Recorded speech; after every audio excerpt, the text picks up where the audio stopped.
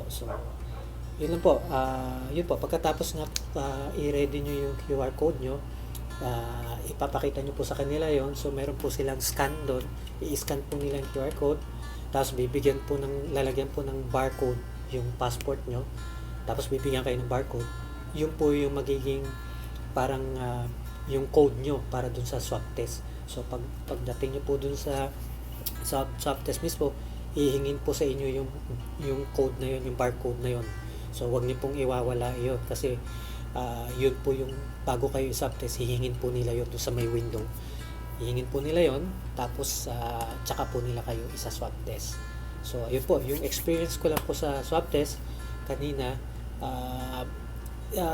siguro depende siguro sa kamay nung nurse na nagsa-swab test sa atin, yung mga nagtutusok sa ilong natin. Kasi sa akin kanina hindi naman ako nasaktan, parang wala lang.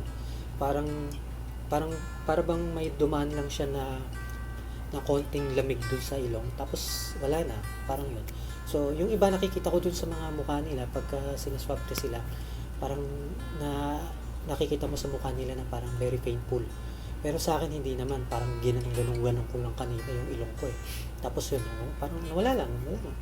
So yun, so tingin ko depende na rin siguro sa kamay ng nurse, kasi siguro sa dami ba naman ng sinaswab test nila. So siyempre yung kamay nila minsan siyempre hindi na, wala na, parang nalay na. So sige, apektado yun yung pagtusok-tusok nila. So yun lang. So yun, after namin dun sa swab test kanina, pinapunta na kami sa immigrations. Pagdating mo sa immigration, yun, mabilis lang sa immigration kanina kasi wala namang pila. So pagdating ko doon sa immigration, maluwag. So yun, so nakalabas kagad ako doon sa immigration. Tapos doon na sa bagahe na sa luggage. So kukunin mo na yung luggage mo doon sa carousel. So ayun lang. So tapos after nun, kapag nakuha mo yung luggage, proceed na kayo doon sa may arrival area. Mayroon pong mga taga-OWA po doon na nag-aantay sa inyo. Hihingin po mayroon po kasing papel na pinipilapan. So, parang common na, parang basic questions lang din po na form yun na binigay ng Coast Guard kanina sa amin. So, ayun, common questions lang din. Pangalan, yung address ng saan ka uwi, tapos yung email address mo, yung contact number mo, yung contact person nung relatives mo, kung sino man yung emergency contact mo dun sa forms, dun sa bibigay sa yung papers, dun sa form. So yun lang naman, mga simpleng declarations lang naman yun. So after nun, sa labas nagiintay na dun yung mga bus, mga shuttle bus para dun sa mga OFW na yun po yung service po, yun po yung transportation na dadalhin po kayo sa hotel. So, like, sa amin ngayon, sa hotel namin, yung hotel namin is, ito yung hotel namin. Yan, ito. Yan, so ito, kung nakikita nyo itong background ko na ito, so, ito yung hotel. So, okay naman siya. Itong hotel namin is dito sa Harrison, sa may Hilpuyat, sa Taft. So, yun lang, buka na lang. So, pagkakanan dun sa Harrison, ayun na kagad yung hotel. So, okay naman siya, malinis naman yung hotel. Tayo naman, hindi na naman natin hinahangad pa na sobrang ganda ng hotel. Importante kasi sa atin is lumabas na yung result ng swab test natin, at kung negative tayo, at least makalabas na tayo. So, hindi naman natin hinihingi pa yung magandang hotel talaga. So, importante, malinis lang. Yun na yun. Tsaka yung CR natin, importante malinis lang. So, yun lang naman ang hinihingi natin. Tapos sa pagkain, ayun po, dito sa rules ng hotel, marami pong bawal. Maraming bawal na hindi po kayo pwedeng, yun nga po, yung mga mahilig mag-yosi, yung mga naninigarilyo po, so bawal po yan dito sa hotel. Pagbabawal po nila, bawal din po yung alak. Hindi po kayo pwedeng uminom ng alak. Tsaka yung hindi po kayo pwedeng lumabas ng room nyo po.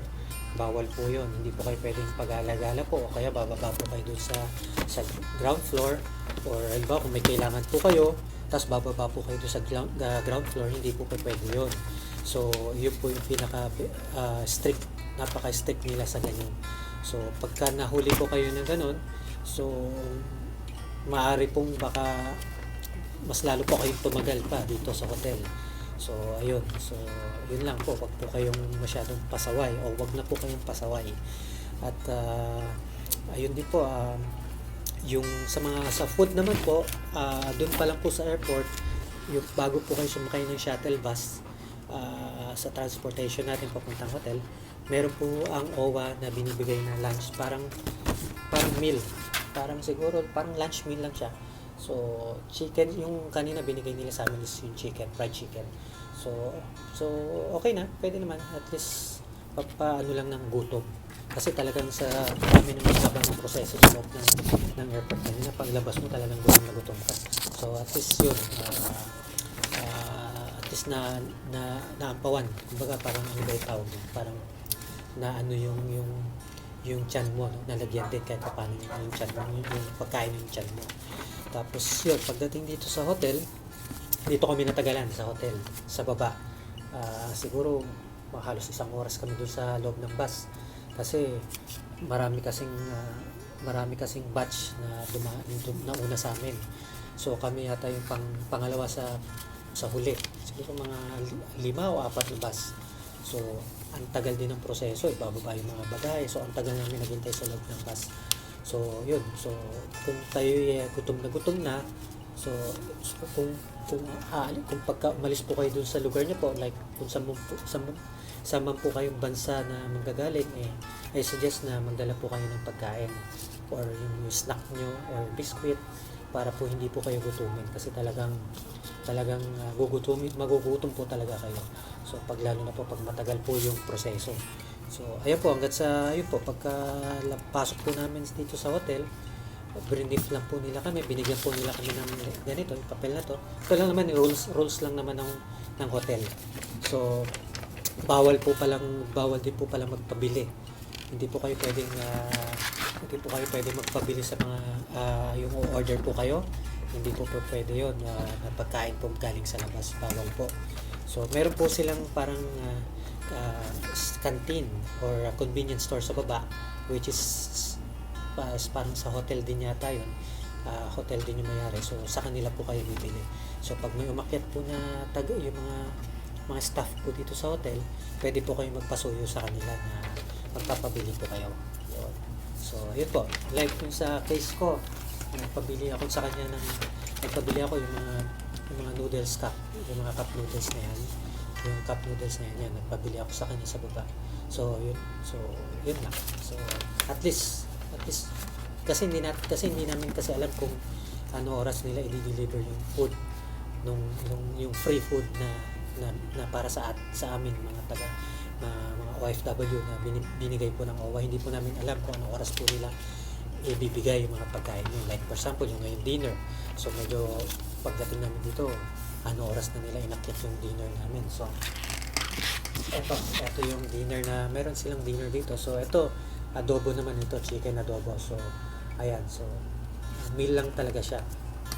So kung kayo malakas kumain, I suggest na yun, talagang doon pa lang sa alisan yung bansa, o kaya dito pagdating nyo dito sa stop, dito sa hotel, pwede po kayo magpasuyo sa kanila, order na lang po kayo, kasi talagang mabibitin po kayo dyan sa mga malalakas kumain yan. So yan, mabibitin talaga kayo dyan sa pagkain. So ayun po. So yun lang po yung maibibigay kong tips sa inyo. At wala naman akong iba na, sana mayroon po kayong na kahit paano nakakuha kayo ng tips, nakakuha kayo ng idea kung sa pag-uwi nyo po, kung kayo po isang OFW. At ayun nga po, i-share ko na rin po pala, pag dating nyo po dito, so pag alimbawang lumabas na po yung swab test result nyo, meron po ang alimbawang negative po kayo, so pwede na po kayong lumabas. So meron po ang OWA na meron po silang pinoprovide para po sa mga OFW na yung mga uuwi po ng mga province like Visayas at saka Mindanao, meron po silang yung flight na tinatawag nilang sweeper flight. Parang libre po yun, wala po kayong babayaran doon na kahit 5. Yun po yung sinabi po nila kanina sa amin. So kung kayo po taga Visayas at Mindanao, siguro para sa tips ko na lang po sa inyo, wag na po muna kayong bumili ng ticket nyo. Kung kayo po nasa abroad, wag na po kayong bumili ng ticket nyo na papunta pong probinsya. Kasi po meron pong libreng ipo-provide si OWA sa amin, sa atin po mga OFW. Yun po yung sinabi ng Coast Guard kanina, kasi parang nagulat din ako na parang akala ko hotel lang yung ililibre ng OWA. Pero according nga doon sa Coast Guard na umakyat po kanina sa bus at nagpaliwanag po sa amin at mismo yung taga-OWA na wala po kayong babayaran. Sila po magpo-provide ng transportation nyo po pauwi po doon sa mga kanya-kanya pong probinsya, sa mga kanilang probinsya po. So, halimbawa, katulad po yung meron po akong nakasabay kanina sa bus, nagtanong po siya doon sa isang OWA representative. Tinanong niya na kasi meron na daw siyang ticket 2 days. Pagdating namin ngayon ng 17, meron siyang ticket na pauwi ng province, which is 19 or 20 yata yun. So, ang sabi niya, pagkalabas daw ng result ng swab test niya, kung negative siya, for example, 1 day daw or after 1 day or 2 days, so hahabulin niya yung flight niya. So, ang sinabi ng OWA sa kanya, dapat hindi ka na bumili ng ticket kasi may pinoprovide si OWA na yun nga po yung special flight na tinatawag nila para po sa mga OFW. So, like, pagkatapos nyo po dito sa hotel, kung nakuha nyo na yung result na negative po kayo, so, i-arrange na po nila yon, pauwi po sa province nyo, so, ihatid po nila kayo sa terminal, sa airport po. Yun po, pagdating po doon, meron po silang pinoprovide na special flight para po sa mga OFW. So, kung yung katulad po nyo, nakabili na po siyang ticket, sinabi po ng OWA sa kanya na mas maiging i-refund mo na lang yung ticket mo dun sa ticket na binili mo na pauwi sa inyo, kasi dito ka nila sumakay sa special flight, dun sa sweeper flight ng OWA, para at least hindi mo na magagamit yung ticket na yan, i-refund mo na lang or i-rebook mo na lang, gamitin mo sa kung kailan mo gustong pwedeng i-rebook. So at least nakatipid ka, kasi sa ngayon ang mahal ng pamasahe na kung sa Visayas, Mindanao, I heard 8,000, 10,000 yata ang pamasahe. So napakabigat po nun. Ngayon, doon kung kayo naman po yung mga taga Luzon, meron din po silang pinoprovide na shuttle bus po. Pauwi rin po sa mga inyong mga probinsya kung kayo po yung mga taga Norte. So wala po kayong babayaran din po doon. Libre po lahat yun. Sila po ang magpo-provide po ng lahat nun.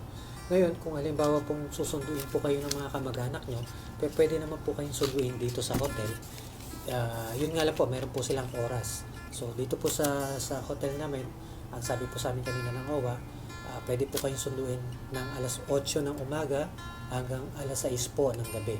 So, from 8 a.m. to 6 p.m. lang po, pwede po kayong sunduin. So, pag lumagpas po kayo ng 6 p.m., hindi na po kayo palalabasin ng hotel, bawal na po. Mag-aantay na po ulit kayo kinabukasan po ulit ng alas 8 para po kayo makauwi. So, ayun po. So sana po nabigyan ko pa kayo ng konting kaalaman para po sa mga OFW na uuwi po ngayon sa atin dito sa Pilipinas. So, yun po.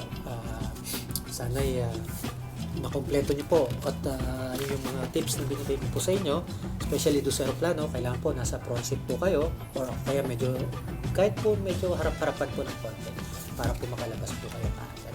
Kasi po, katulad yung kanina, yung kami po nakaupo po kami sa harap ng aeroplano. So doon po, mabilis po kaming nakalabas kaagad. So pagdating po namin doon, at least na-process po kami kaagad. Meron yung katulad po kanina na natapos na po kami lahat, nasa hotel na po kami. May nakita po ako doon na nakasabay po namin sa flight na alam ko nasa likod siya nakaupo. Kakarating lang pa po ng bus nila. So imagine po. So nga po, sa likod kayo nakaupo, talagang nahuhuli po talaga kayo. So ayun po. So hanggang dito na lang po at sana'y nabigyan ko kayo ng magandang paalala o tips. So, kung meron po kayong nakuwang aral, so ito po, sana ito yung magamit niyo po yan. So, yun po. So, yun. Itong hotel ko na ito, the best naman. Ito nga, maganda yung background ko.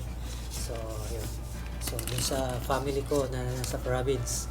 So, yun po. Sana makasakay po tayo. Makasakay po ako pauwi po dyan. Kasi, sa susunod na vlog ko na lang po, i-update ko na lang po kayo ulit. Kasi uwi po ako ng province. Hindi po ako dun sasakay dun sa special flight o yung sweeper flight na binibigay ng OWA kasi may personal reason po ako. So, i-update ko po kayo doon. Mag-update po ako at i-vlog ko rin po yun kung malalaman niyo po yun kung bakit po hindi ako sasakay doon sa sweeper flight o yung special flight na pinaprovide ng OWA.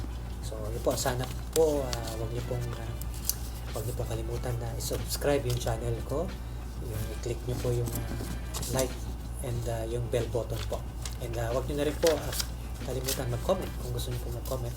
And then yung bell button po, yan, importante po yan. Wag niyo po kalimutan i-hit din po yan para at least updated po kayo kung may mga latest video po ako na i-upload. So, yan po. Hanggang sa muli po at ako po yung magpapahinga na at sobrang haba ng biyahe po kanina, so nakakapagod. So imagine 8 hours ka sa aeroplano, tapos pagdating sa airport, ang daming proseso, ang oras na kami nakalabas ng airport, tapos pagdating dito, so sobrang pagod na pagod kami. So yun, antok na antok pa. So ayan po. So ayan po. Ingat po kayo at God bless po sa inyo. Ingat po kayo sa mga OFW na uuwi po ngayon sa Pilipinas. Ingat po kayo at Merry Christmas po sa inyo. God bless.